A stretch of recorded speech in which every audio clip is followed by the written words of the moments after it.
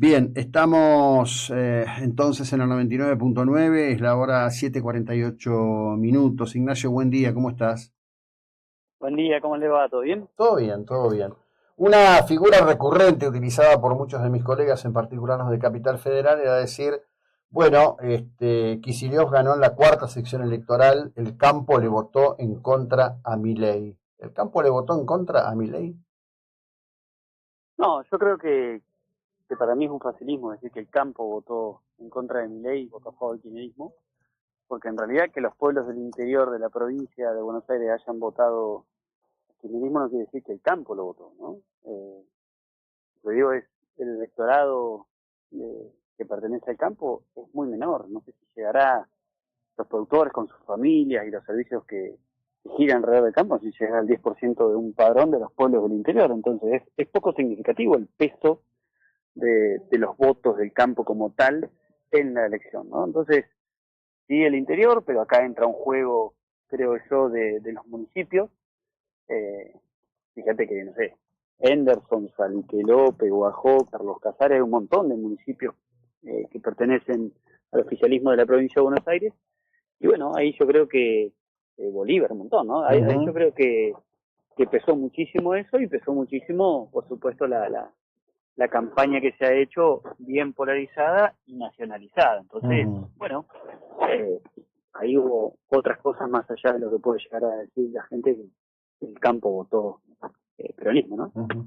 Te quiero preguntar algo, no sé si es exactamente así en todos lados, pero en algunos pueblos que conozco, he conocido bastante a lo largo de los años, y en otros que tengo información por gente bueno, que vive aquí, pero que es oriunda de esa zona, se ha producido algo que ellos sienten que es como una política y una intrusión, que es la construcción de barrios llamados populares, el traslado de gente que viene del Gran Buenos Aires y se va a vivir a esos pueblos.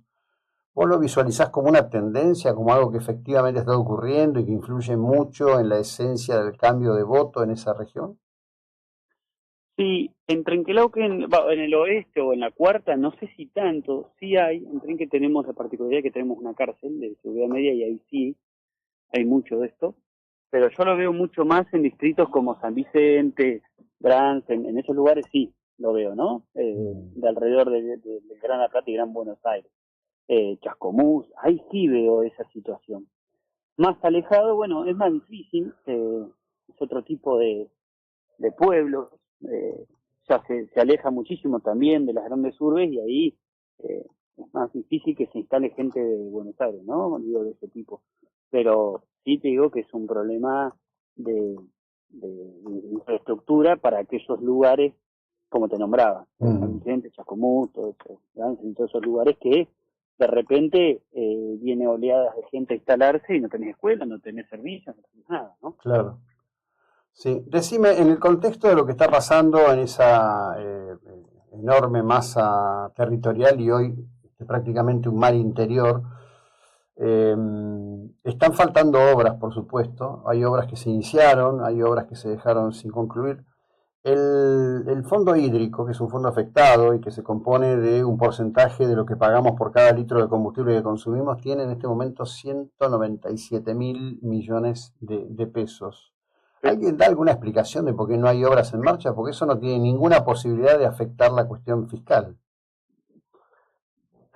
Sí, a ver, en el 2006, ese fondo está creado hace mucho tiempo, en el 2006, en el Ujú. gobierno de Cristina, se amplió el uso Sí. de ese fondo hídrico y ahí fue la gran macana porque ahora, bajo algunas circunstancias, se usa para obras que no son específicamente hídricas. Ahora, dentro del plan maestro del río Salado, el saneamiento del Salado, hay un tramo, el 4.2, que no tenía financiamiento y finalmente se hizo bajo cobertura financiera de Nación y con el fondo hídrico. Se comenzó, pero hace ya un año que la Nación no está haciendo, efectuando los pagos y por supuesto los contratistas levantaron los fichas y se fueron. Eh, y ahora, claramente ahí, cuando el secretario de ETA dice una cuestión de plata, claro que es una cuestión de plata. Es plata que tendría que ir a esa obra y no está yendo. ¿Dónde está? No sabemos.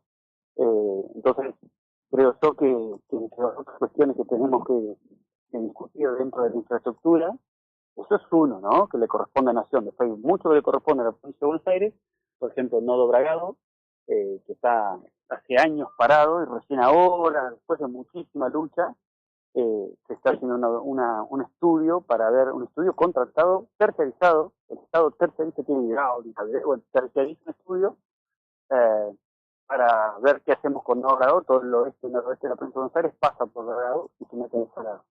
Después hay que continuar el salado desde Bragado hasta Junín, porque quienes conocen el salado saben que ahí en Charca no tiene cauce, y en Junín y Chacabuco y demás, la verdad que el río se pierde cauce y abarca muchísimo campo. Bueno, hay mucho por hacer y ni hablar. Lo más importante, las primeras obras que tendría que estar, que son las municipales, que están ausentes en muchos lugares, ¿no? Claro, claro.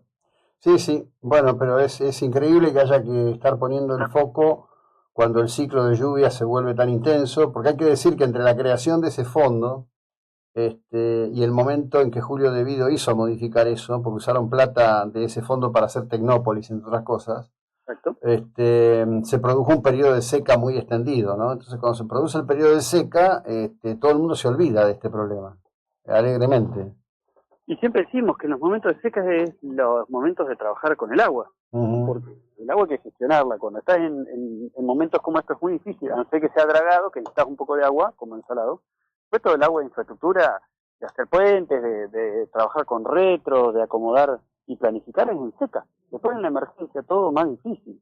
De hecho, hoy los municipios cuando dicen, che, bueno, vamos a hacer, bueno, ahora vas a tirar la tierra sobre el agua. Entonces, es más costoso, se rompen las maquinarias, se encajan, necesitas mucho más material. Pero bueno, la verdad que la idea de todo esto es que de una vez por todas tomemos nota y cuando pase esta emergencia hagamos que la gente se inunde por menos tiempo, porque si te llueven 1500 milímetros en 6 meses, te vas a inundar. Ahora, en el tiempo que estás inundado, o la calidad de vida que tenés durante las inundaciones, de acceso con camino y demás, va a ser distinto a que no hagas nada. Claro, sí, absolutamente. Sí, en algún momento tenemos que tomar nota. Esperemos. Te agradezco como siempre, Ignacio, que tengas un buen día. Gracias por tu tiempo. Gracias por todo, un gran saludo. Bueno, igualmente. Bueno, este era Ignacio Kovarski, presidente de Carvap. Cosa que les quiero contar, es la hora 7.